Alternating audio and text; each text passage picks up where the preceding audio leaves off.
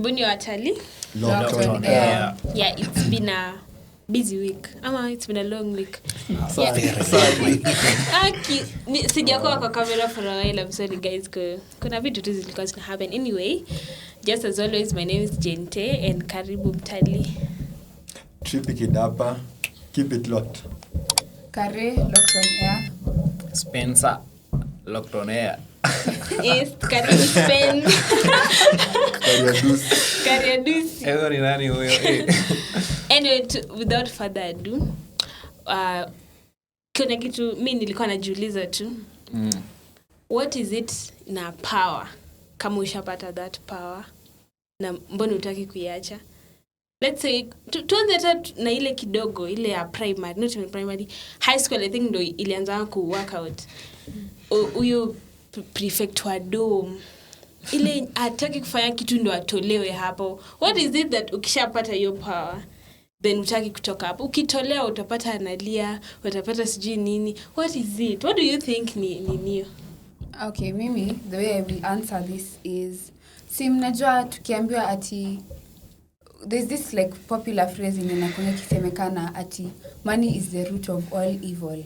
But sasa the actual phrase inakuanga the love of money is the root of all evil. In the same way, the love of power is the root of all evil. You don't you lose your humanity and you don't consider other people when you're doing things. Yani ukiwa umezoea being at the top and calling the shots, you forget that you are a human being. You think you are a demigod.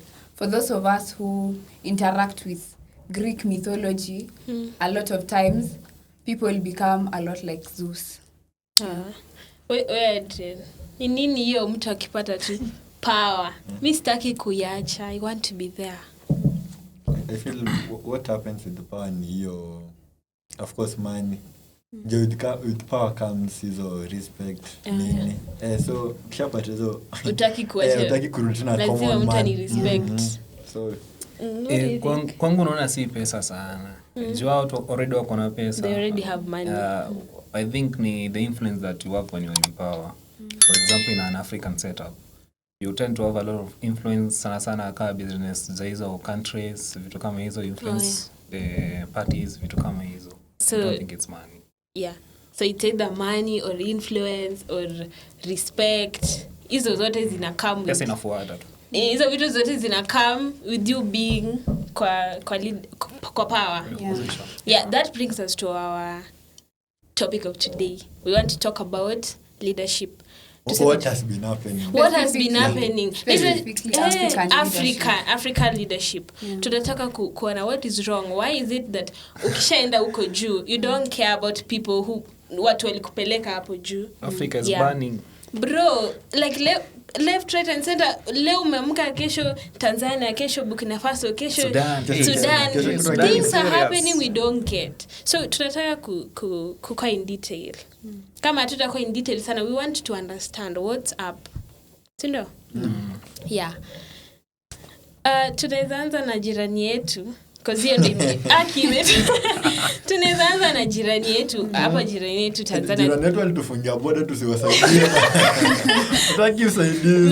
Hata sasa leo in honor of our neighbors nitajaribu kuongea kwa Swahili jamani. Swahili jamani. Hata tukizungumzia mambo ambayo yanafanyika Tanzania, si vyema tutumie kimombo. Hatupendelei. Yeah, we can start with jirani yetu Tanzania. Things are happening. Mama Samia Suluhu Hassan. Hey, what is wrong? Nini unahamu? Ndio mama. Hata wewe ndio amini bwana. What is it? What do you think, Adrian?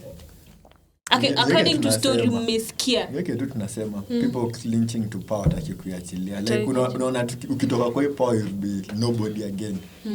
Hatuna hiyo story. Like tuna power ni lazima ikuwe wewe kama si wewe. Then hakuna. But is it true? No, it's not true. Unakumbuka Uhuru Kenyatta akisimama kwenda kuongelesha watu that time. See president, there was this crowd. Yeah, it's not true. Mi kitu inanishtua ni ati alikuwa voted in by 98%. 98%. No, mind you, the 98% is out on the street. Alafu wakati wa swearing in anakuwa ana swear in kwa military barracks. Si hata uruhusa 98% wa kujibu pale. It's very ironic. Wanaona watu wajinga. 98% and then unajiweka ngoja kidogo. Mimi niko na swali. How democratic was the whole electoral process? Thank you. Kwa sababu sasa ukiangalia Tundu Lissu who was one of the Anavai as the opposition in like ako in detention for treason charges. And the other one jina yake ni Luhanga Mpina alikuwa rejected on technical grounds like on the week of the election. Anawazimia wote comments. Nilikuwa najiuliza hata tukikuja na kina Dre leo from nawauliza mimi nitakuwa arrested. I'll have to understand why am I arrested. Sindio? Niko na lawyer. How they don't have lawyers? What is the constitution saying? Constitution of Tanzania feel ni different. Yeah, bro. Unajua Kenya ni the people of Kenya ndio kona the power. Hao naona ni state ndio kona power. So wanamwekenya state inafanya. Sasa mimi nimekuwa do they have proof? Walienda hata hearing court. No. Hawajapewa hiyo chance. Actually unaona huyo vice chairperson hiyo party ya Tundu Lissu the Chadema party leo amekelewa sijui nini charges za terrorism. Wow. Vice chairperson wote yani wanazima wote. But the world is looking. Kila mtu anaona. Hadi the observers were SADC is the Southern African Development Community, which Tanzania is a part of. Tanzania here, juu nilikuwa nimesema tuongea Kiswahili lakini sijui Kiswahili tamu. So, wao wamesema walisema that kwa the preliminary report that the elections hazikuwa like up to standard. Definitely. Kwanza, have you witnessed the brutality that the police are dealing with the citizens? Mimi nimeona video horrifying. Mtu anapigwa bro, ashashiko already. You're being kicked like uko ndani ya hizo gari za polisi zinaitwa uko ndani ya Mariamu na wanakupiga teke ndani ya uko nyuma. Umesha surrender, nimeshikwa sawa fine. Mbona univurute, mbona unipiga? Mimi nimeona mtu akipigwa teke. About history of the police brutality. It was an unpopular opinion in mahali. Unaona vile states watu wako na mtu ako allow ku license bunduki inaweza kuwa na personal gun. I feel kitu kama tunafaa to introduce on a light note in sense of nikiwa na bunduki yangu uweze kujua nishtue na hiyo yako police. Mimi niko na a different opinion. Sasa the reason this is to explain police brutality. And I will link it back to colonialism. During the time of colonialism, it's the same way people wanted power.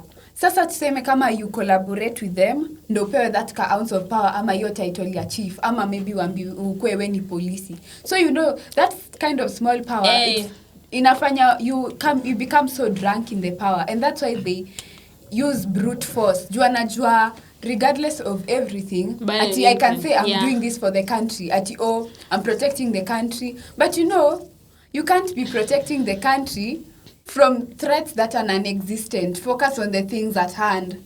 So to the police in every African country, tukianzia na hii country yetu. Pia nyinyi hii country yetu msikubali kutumiwa kama vyombo. Unakumbuka this viral video ya police, the white person who spat, alafu another I think in part of that week another police in black anafanya anything alikuwa so police in black. Okay, kulikuwa na white na black. I would just the African police. No, the Kenyan police. Not the Kenyan police. Which country was Netherlands? Alikuwa na alimspitia sijui alimtia Mucus na alisimama. He didn't do anything. Then the same week kuna mwingine amepata a lady. Huyo lady amesha surrender. Alikuwa anamsukuma. I don't know if you saw that. Anamsukuma. So we are asking ourselves if we can't protect our own people. Ni nani unataka kuprotect? Watu wa Netherlands. Mwenye atakuja kukuonyesha madhara because I'm white. Then unasukuma a lady, to be precise, na amesha surrender. She wasn't doing anything. Yeah, and the thing is like alikuwa tu anatembea. Hata mtu angeona. Ni tumezoea kuona watu nikawa kwa superior sana. Yeah, si hata uko kwa police peke yake. Hata ukienda kwa hoteli, hata venye unakuwa served. Mzungu akuje hapo na ukuje hapo. Yeye atakuwa served kwa kwanza. Na watu wa hoteli, by the way, mimi nikikuja kwa hoteli yako and then you don't serve me first and I got there first, I'm giving you 1 star. Hata star unawanikia bad anyway. Kwani watu ni sisi unafaa kutupea priority because even if you go to their countries au watu wanapewa priorities. Sisi ni kama slaves tumekuja kwa hiyo country, so why you treat us differently? And somebody, sikumbuki kama ilikuwa ni wewe ndio uliuliza swali recently, uliuliza ati mbona sisi when we want to go to the countries abroad we have to sit SATs and other exams. Wao wakikuja shwari hakuna very open. Unakuja nikawa unaingia choba na hata mtu anabisha. That's why napendio ni leadership ya mama, the president. Namibia. That's guy. Venye Sifuna alisema jana. Ngoja wacha niseme kitu. Naweza kupiga kimunju shtuke. Kiki yani, we need such a woman in this country. And you know, the thing is, kitu nilirealize, women power. Let me tell you something. The problem with oppression and systemic systems, they run intersectionally. Like, to say what I mean is, if a woman is a bad leader, people won't see her as a bad leader first. The critique will be about her as a woman first. Hata kwa comments, especially those people who are not well read, wanasema ati hivi ndio inafanyika mke kama mwanamke into power. But you know, we have like the president of Namibia who is doing a very great job. The president of Mexico who unfortunately was sexually harassed. Imagine a man came and kissed her kwa like she was walking. Akakuja katiswa. Uliona? Security details walikuwa na labs. So the thing that I'm basically trying to say is that bad leaders can be men and bad leaders can be women too. Yeah. And in the same breath, good leaders can be women and they can be men as well. It all boils down to the morality and the ethics, the kind of ethics. Jukiangalia leadership ya some of these leaders hawana utu. For those of us like when tulisomanga a book called Kigogo, as in even writers, no matter tunasemanga like art mirrors society and literature does the same. Ulikuwa unasema ongeza nguvu. Kio cha jamii. Ati siafu wa wengi lakini tutawamaliza. Such things, you know, they know that they are going to over-exercise the power and the excesses kutukandamiza and to try and intimidate us, but the spirit of the people will always be on top. Si una akina Tunu, si ilikuwa historia Tunu walienda wakasimama, they went organize protest nini mpaka the rally ya majoka hakuna mtu alikutana rally ya majoka hakuna mtu alitana. Yeah, so it's the same. Back to story Tanzania. Idi Amin mama. So I'm just saying, according to Mimi, tukishaona this is the kind of leadership. Because for example, wacha niulize, huyu Suluhu akuwa ivai for the first time, si ndio? Magufuli died, ndo kwa maana akakuwa kwa power. Yeah. Then sasa amekuwa kwa power, aka witness because I have this power, I can do this and there's nothing you can tell me. I can. Now to make matters worse, I'm not saying it in a bad way, but according to venye sisi tumekuwa educated or knowledgeable sana, it's more compared to watu Tanzania. So they didn't understand that thing because kitambo, not kitambo, sisi tulikuwa tunaenda kuona constitution to understand, to analyze. Unaweza pata them, they don't know. I'm trying to make it in a good way. I'm trying to make it in a good way because it's kind of true. Because nikika chini, mjua hao watu wameona they've never experienced, mi sijaiona kama kumekuwa na strike, strike Protest. demonstration nini kwa Tanzania. Mi sijaiona kama imekuwa, I've never seen, but I'm saying imebidi wameanza kulearn, wameanza kuspeak for themselves, because walikuwa wamekaa tu wakisema leadership. Now they are starting to speak for themselves. Wanatoka out kwa streets, wanaenda wanasema we are not going, if you want to shoot us. You understand? Yeah, that thing was not there initially. I feel like Gen Z wa Kenya ndo wamefanya hizi countries zingine. Alikuwa anasema tumetuma mercenaries huko ndo wanatubulia. Wao believe wanaweza stand for mwenyewe anasema themselves. Kuna mwenye ametuma Arusha, mwingine unaona vitu zenye sasa wanasema. Funny one ni venye Amin alikuwa na afya. Amin mama alikuwa na afya. And then tena wakatuma Kindiki huko. Alisema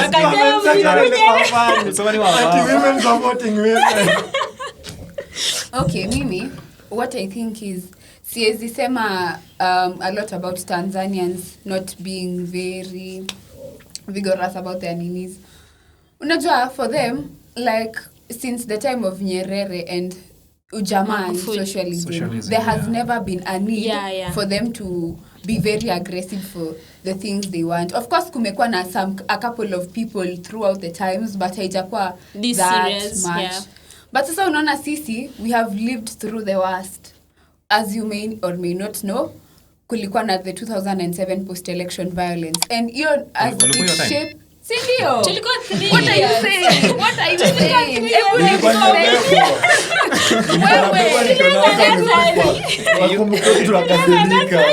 You guys are told. Yeah. Okay, what I'm saying is that, yani sisi, our parents have lived through the worst, and they keep on telling us stories. So, and we've grown up reading those stories as well. So that is why tuko na hiyo nini hasira na hiyo moto. Like we don't want the same thing to happen again. So I'm very proud of them for actually standing up for themselves. And viva. Tuendelee hivyo. Karibu niseme Joy nikakumbuka tuliviwa. Lakini swali ni itasaidia. It will help. Will it help? It will help. That's a very good question actually. It will help. Juu watu watauawa, nani ataendelea tu kuongoza? Hawezi. Amemulikwa. Wao utaona tu. Lakini it will help in a way. That was like look, I thought provoking in all that, like did the whites really left? They didn't. Hapana wakwenda. They are just there. Behind our leaders wetu. Wenye utawataja, behind all of them kuna some powers on our control. You have to do this. You have to do this. The thing you were saying that I recently attended like a dialogue between a professor in our school, and he was talking about how we should rediscover African civilizations. And part of the conversation was he was talking about democracy and how and whether democracy really is democracy. Nye mkisoma about democracy muliambiwa ni you vote for the people by the people. The power. Yani ni people. The power belongs to the people. The power belongs to the people. Okay, essentially, exactly. The power belongs to the people, for the people, by the people, etc., etc. But sasa, we are not, us, sisi ndo the people. Sisi hivi and the rest of you guys, we are the people. But when it comes to representation in the government and you know such things, wanasahau ni sisi tumewa-employ, we are their employers. Ni sisi tunawalipa tax nini, ni sisi tunawalipa. Exactly. Imagine unakalia mtu mwenye amekuajiri. Wanataka kutua. Na tax zenye wanachukua ni sisi tumewalipa. Ni sisi tunawapea. Sisi yani. Exactly. You should listen to us. Then kama kuna kitu ina happen, kama for example a bill is supposed to be passed, people should know kuna kitu kama hii nimesajia to involve kama mimi na feeling tu vitu zinafanyika alafu court inaenda ina hold up. And the worst thing is that tunafinding things after the fact. Tuna find out ati hii kitu imepitishwa na hii kitu iko karibu kupitishwa. They usually wait for something to happen then under that thing wanakuja wanasaini sana nini ni ya Raila. Unaona wakati kila mtu alikuwa anafikiria mambo ya Raila. Wacha sasa niendelea. I'm driving my point home. The question vile alisema hivyo akasema as African people we are still colonized mentally. True. We are colonized, and the worst thing about colonization, as I've mentioned before, it is a very complex system that you colonize your mind as well, which is psychological colonization. Asai, mimi as a person na struggle kuongea Swahili, but I speak English very well. Why is that the case? Kikuyu na najua usiniekele. But sasa I'm talking about even with the way we articulate our ideas. We want to be white, our proximity, and even like the knowledge we get and the kind of books we read, a majority of them are from the Western world. So the way we conduct our things is the same as the Western world. It's not like everything. Now unajua as African people, that is not, hiyo sio kweli wetu. Us, we live for the spirit of Ubuntu, and this is why the system itself is failing. We are stepping out of what we are used to. Unajua, like, and he was saying an example of this is that akiwa mdogo ushago kwao chumvi kiisha alikuwa anaenda naomba neighbor and alikuwa anapewa ama sema professor alikuwa anasema hivyo, and you know those little things ndo zilikuwa zina show that kuna togetherness, and the spirit of togetherness inakuwa shown in people in as much as it's not very common. Sai ina show up senye kuna shida kama sai with the way people are coming together to protest about the things they don't like. So hiyo 98% hapo walituchora. Ina feel kama ile time yenye ulikuwa uko primary school unaibia mtihani alafu unajiambia wacha nijiangusha hata 90 umeiba bana. Speaking of 90, huyu president wa ni Cameroon, Paul Biya 92 years bana.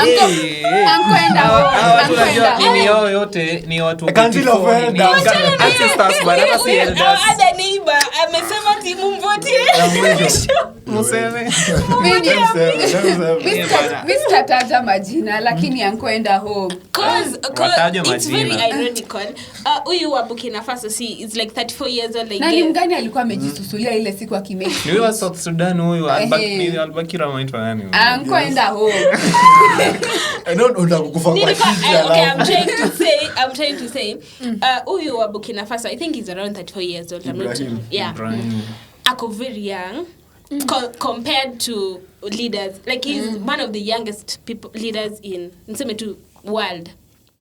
Then he's doing a lot of work. Ukikaa chini uone establishment, ukae chini uone things are running smoothly, vitu zina happen. Senior Dr. Ranga alikuwa alisema you'll earn according to venye umesoma. Nifanye PhD nisipate kazi.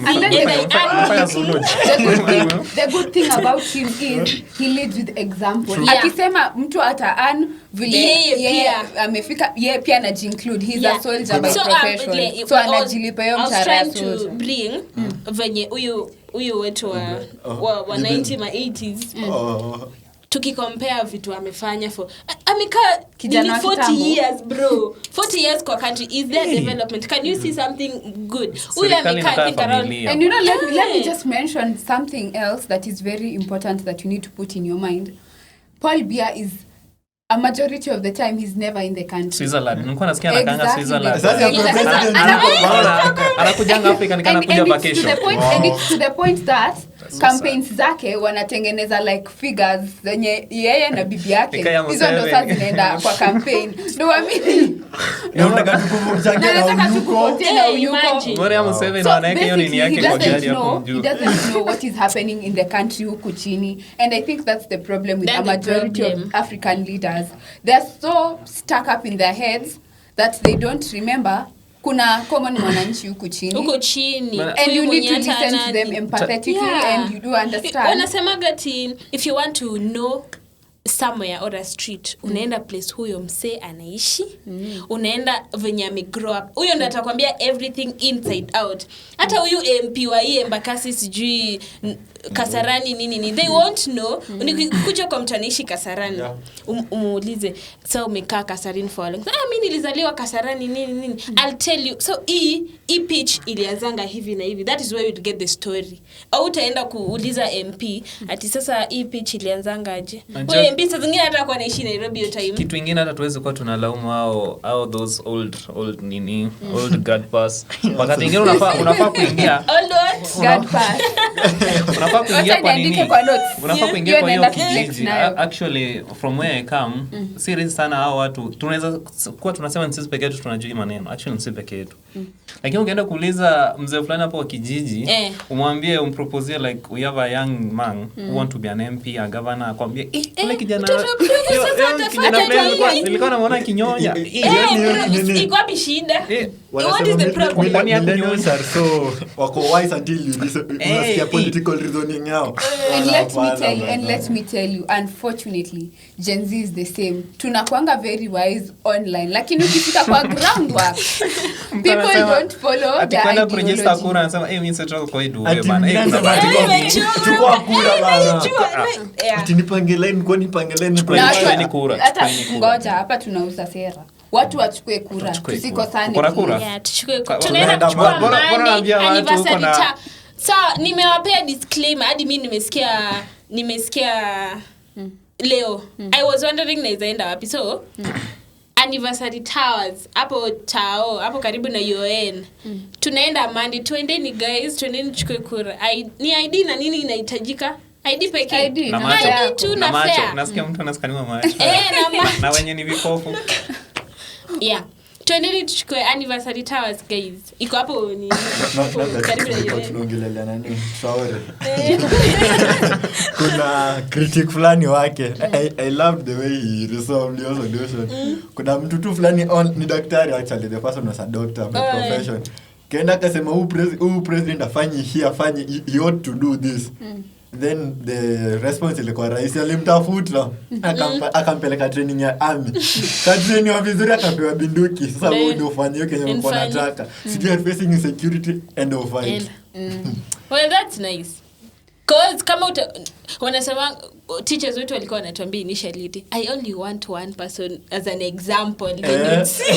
Nataka tu mmoja tu akue kama example. So we alichukua mmoja akakuwa kama example. Like we don't say like you have to see vitu zote zinaenda ku work out at the same time. Tunaanza kama nimeanza na barabara. Mbona niache barabara nusu niende hospitali? Mbona niache hospitali nusu niende school? If I start with barabara, tumeanza barabara is okay. Tumeenda kwa medical field. Tunafanya medical field nini? Even if kama tutafanya like 60% or 50%, tuende tuanze na education 50%, that is something. But seti huku priorities ziko mismatched, they are misaligned. Pesa hakuna ya kulipa lecturers wetu. 7.9 billion. How many years was it? It's billion wana. Si wapatia walimu math basi wauza. Kuna mtu alikuwa anasema nini hii government ya Kenya ingekuwa ina prioritize like easy developments, hizi ni dogo tu za kawaida basic ones kama road developments, vitu kama hospitali. Hata wangekuwa wanaiba pesa tu kiko tuna notice. Lakini hao watu watengenezi barabara na bado tu wanaiba. Na bado inasemekana place kuna kitu tunataka kusema. Sasa ukifanya kazi na ukule, mtaona hiyo effect. Kama umenihaya kama maid, then I am nifanye kazi mzuri. Nifanye kazi mzuri, niende kwa fridge nichukue apple moja. Will you even mind? Mtoto wako kwa amelala nini, the house is clean, I go kwa fridge nichukue hiyo melon kule. How to mind? Kwanza utaona ni big deal. But sasa ukifika kwa nyumba mtoto alilia, amekuwa mgonjwa, nyumba is chafu, fridge nimekula everything. Unakadika kuna experience. Wewe ni mimi. Fungua roho.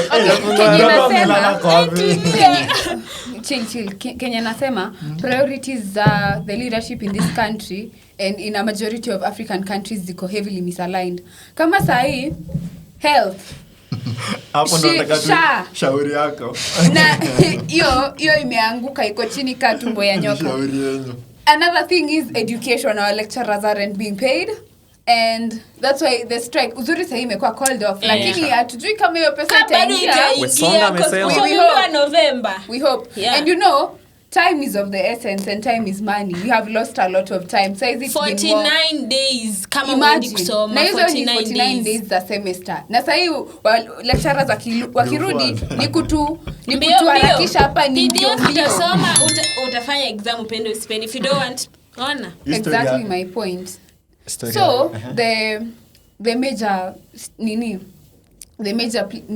should I say fields that hold a country down, same education, health, infrastructure, security hizo ndo zinafaa kuwa priority. Wacha kutuletea hapo unga yako ya 200 ukituambia mbwekse na siko ubaya.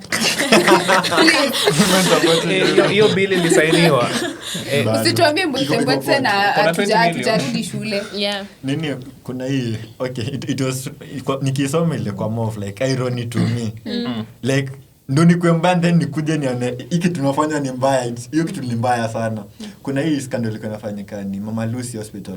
Like kwa mama amejifungua. And then omeko siko zani amejifungua mama ame give birth to a new baby boy ama mtoto wake and then mtoto ana separate na yeye reason atiana pesa ya kulipea hizo songo akatoka ukupenyana akakuja kasetize dates. Hiyo kitu ile kwa serious like government haioni hapo tumefunga macho tuko hivi. So inhumane.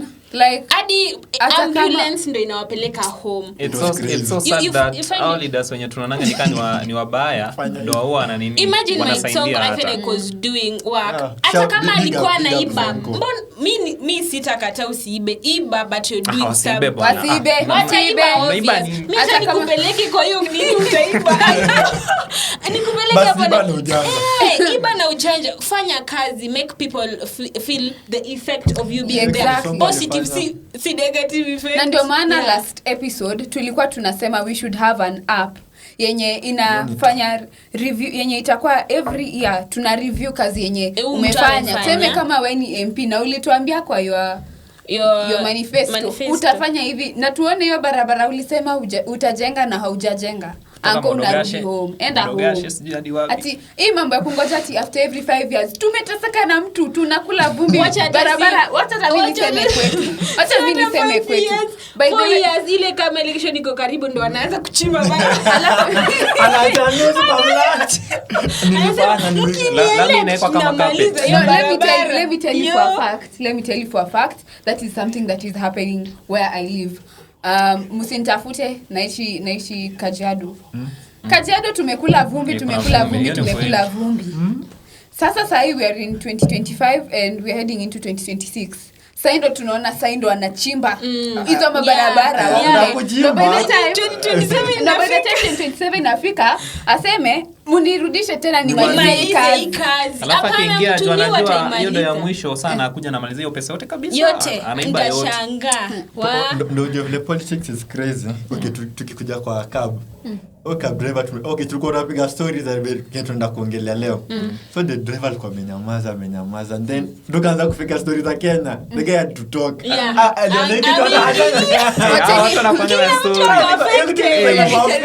Kwanza kaanza kuexplain venye military is good so to those kings and queens when unasema you don't do politics it will do you. It will do you. Very bad.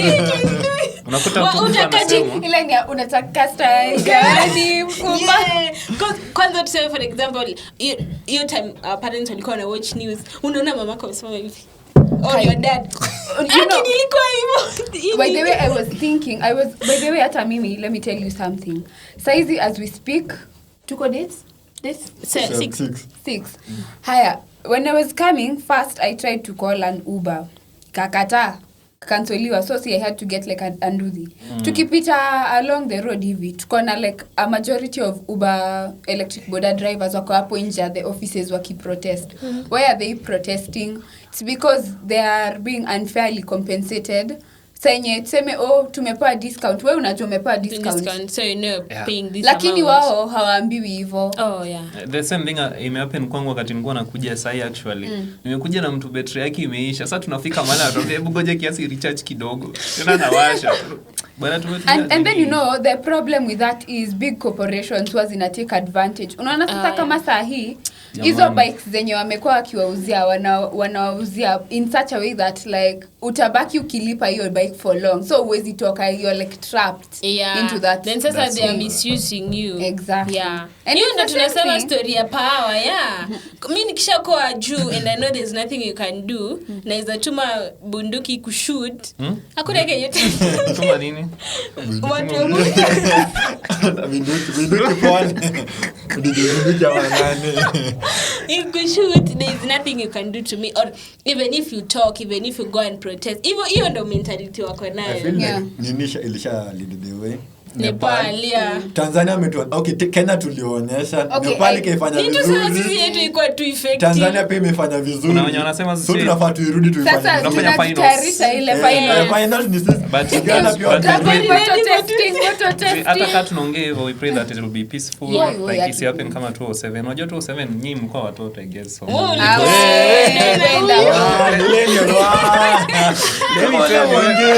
Watu waliuawa watu walikufa. Tulisikia hizo story hadi election ilikuwa 2013. Tulisikia hizo stories za watu walikufa. Hata maandamano watu walikufa like serious. I guess ni hata tujui wengine wenye walikufa. Hatuwezi ongea hizo maneno za politics then tukose kumention the countries like Sudan. Umefikiria kitu mko nataka kusema. Like Sudan bana ni kubaya bana. People are being killed, massacred. That is a genocide, not even killing someone. Watu wanauawa. Yaani umeona hiyo ni fulani mtoto sija alikuwa na mama yake. There was a clip I saw, people were rounded up like this.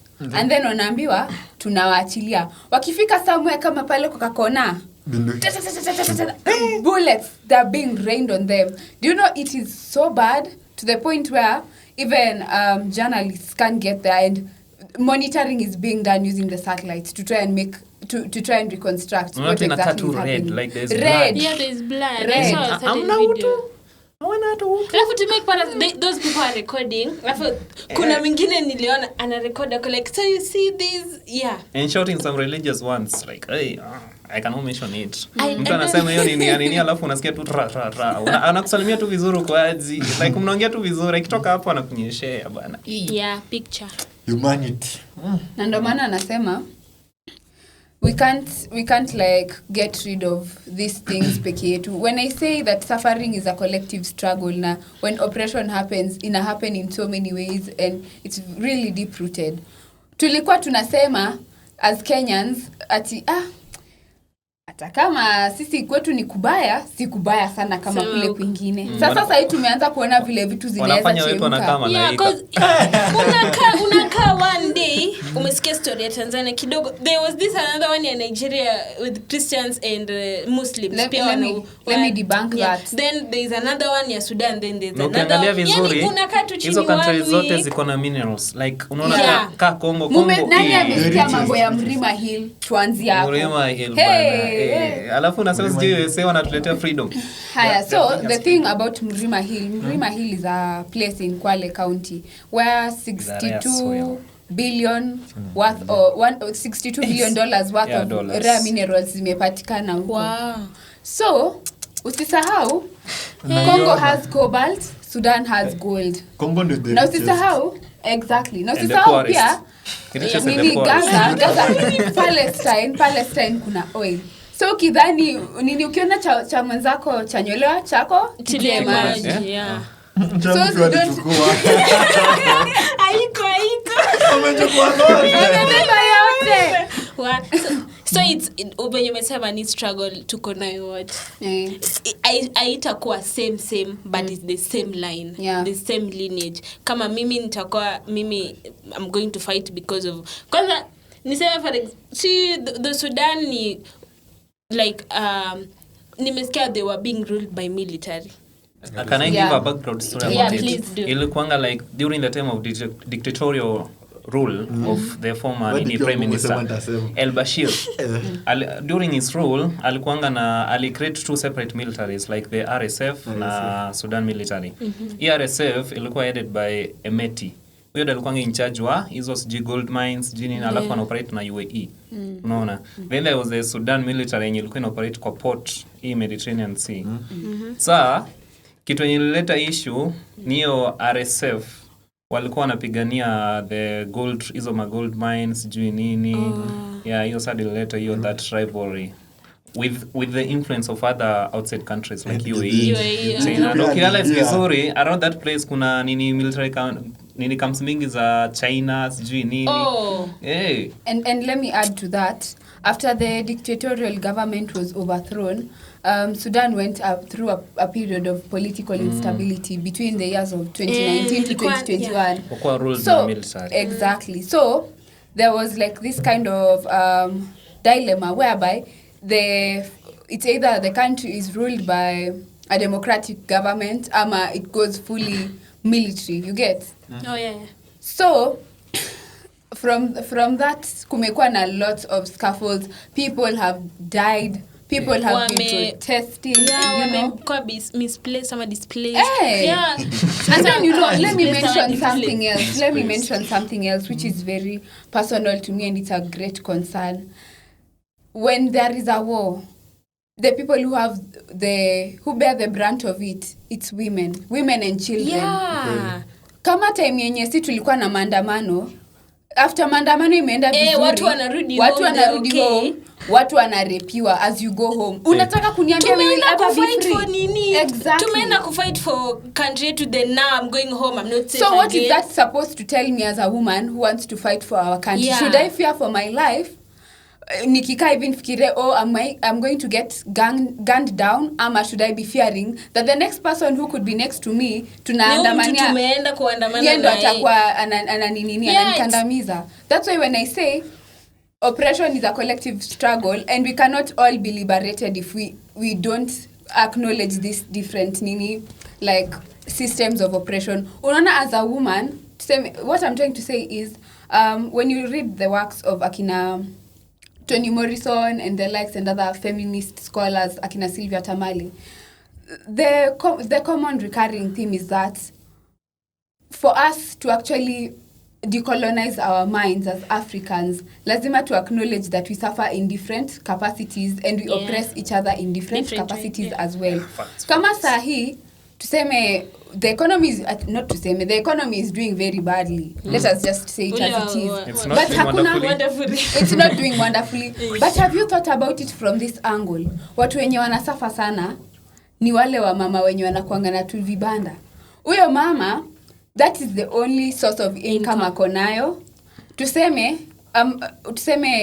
bwanake anafanya something else, lakini pia anataka kukua na her own money. Lakini even her trying to make ends meet in the smallest of ways, pia hiyo inakuwa inakandamizwa. So she's not empowered in that kind of aspect. So anasuffer like a lot more in like many more identities as a woman, you get? Uwezika hapo kwa hiyo kibanda yako hadi saa 4 na ukwe safe. Exactly. Mimi kama wewe ni boy na unauza hapo, I'm not saying it in a bad way, but kinda kama mimi nitakuwa nauza kwa kibanda by 8 I'm like Mrs. Kanje by 8. Sikila mtu. I'm not saying, I'm not some men like us and Adrian, we are very good men here. Okay, let me say this. I'm not trying to shit on your opinion, but like when people are expressing their struggle, that is not your invitation kuanza kusema not all men. Of course, it is not all men, but it is just enough men to muddy the reputation of men. So, tunasema tuta struggle wote, but mimi kama mimi lady nita struggle more. Exactly. Because mimi nitaenda kukupigania, niko na wewe hapa kando, tunaenda kukimbia tear gas nini, tumerudi tunasema venye then kidogo minipush kwa bush. Which is very unfortunate. Alafu what is happening in Sudan, they are being killed. Kila mtu anakuwa killed, but mimi nitakuwa raped first, probably mtoto wangu atakuwa defiled first, then probably saa zingine walikuwa wanakuwa locked kwa. Let me tell you, when I say like women bear the shorter end of the stick during times of war. Look at what is happening to Tigray. Angalia vitu zenye zinafanyika hadi Sudan in itself. And when you want to know that these things are patterns and the way they happen, it's something almost predictable. Yeah. Just hiyo, like, kila mtu ako na stress. Lakini unataka kuona, unataka kubehave ni kama like, mimi niko na stress, lakini wacha tu nitolee huyu mtu mwingine. Stress yake. Nitolee stress zangu kwa mtu mwingine. And that should not be the case. Yeah, you need to this is our country. This is our country for both men, women, children. People who are differently abled. So, even as we are advocating for our own rights, we need to remember that we exist in multiple identities. Nika hivi, ni Charlie alikuwa anasema in the last episode, tukae hivi tuelewane. Yes, we are different at times, but like those differences of ours, those differences of ours should not make it in such a way that tuko so polarized. True. You get? So tuseme kama sasa hii mambo yenye wanataka kuturudishia hapa tribalism nini hamta succeed. We are all Kenyans and we'll fight for Kenya our is country. one. My tribe is Kenya. There was this song kitambo ilikuwa I come for peace. My tribe is Kenya. Walienda wapi mrudi? Wasanii mnafaa mrudi. Tuache kusikia tunaongea in different ways. Nitaongea kwa podcast. Mtu akitana wewe ni mimi ni Mkenya. Ati wewe ni yeah. Bwana. Yeah. Country ni Kenya, we stand for peace and my tribe is Kenya. You guys are not patriotic. Yangu nilitoa nitarudisha. Kala. We represent our flag. Flag. So with that, so our parting shots. Chatuanze huko. Mkenya, wewe ni mimi ni mtunga. Parting shots, what we have discussed, we want a great Kenya. We want to make our Kenya great without all that kind of tribalism. Tukuje pamoja. Like the way our former president was saying, Uhuru Kenyatta, tuwe pamoja, tusonge pamoja, na tutashinda. Pamoja. Kenya ni moja. Sisi ni moja. Watalii ni moja. Anyway, tumeongelea imekuwa broad and probably to dig on few stuff, but I'm glad tumeongelea. I feel kind of relieved. Tulikuwa inahitaji like more time. Watu wamekasirika huko. Yeah. Okay. Me Kenya naweza sema I can talk of Africa as a whole because we were talking of Africa. We are one. Nitasema mimi ni Mkenya, but nikienda hata huko South Africa tukishakuwa together, it won't be a big deal because tutakuwa tunashare almost the same skin tone. Hakuna mtu atasema huyu ni wa ile country. Yeah, so we are one. We struggle differently, but it's the same thing. We are fighting the same demons. Yeah. So tuko one people. One people, one person, one everything. Yeah. So kama naweza kukufightia uwe mtu wa Sudan, mtu wa Ethiopia, wewe pia bado unaweza tufightia. We are one. Yeah. Mimi nikianza kusema parting shots zangu tutashinda hapa. Yeah. So let me just echo what my colleagues have said on the podcast. Let me echo. I want to bring it to echo. I want to remove the loud. Lakini unaeko na 5 minutes. Wacha ni summarize maneno. Watu wakuepo hapo wanasema kitu maana. I want to echo what mwalimu said. I want to echo what mwalimu said. Echo. So for Africa to be truly liberated from the clutches of the Westerners, and I will not be ashamed to say it. We need to stand for each other, embrace the spirit of Ubuntu. I am because you are. Yeah. Tani madizena. A short. Umesema ladies first. Amejisema. Hapo leo ni wewe ndio umejiambia hivyo. Tani madizena here. Yeah. A wise government builds bridges between the people. A foolish one builds walls between power and the people. Then there's this thought-provoking short story titled The Empty Throne. Nilikuwa nisoma mali kwa gazeti today. When the old king died, the council asked the people who should replace him. Someone strong, shouted the soldiers. Someone rich, shouted the merchants. Someone kind, whispered a child. The council ignored the child and the council ignored the child Spencer effect. and chose the strongest man in the land. He ruled with an iron fist, and soon the people trembled. Years later, the palace was stormed and the throne room burned. But when the smoke cleared, the throne was still standing empty. And then a boy stared at it and said, maybe what we needed wasn't a king, but a listener. Oh, yeah. If that's what we need. Yeah. Thank you. Mtu atatusikia. Karibuni watalii tena. Keep it locked. Twendeni kura, guys. Anniversary towers. Yeah.